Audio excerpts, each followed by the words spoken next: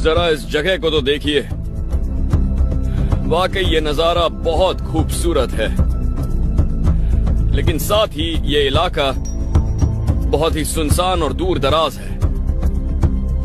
ये देखिए,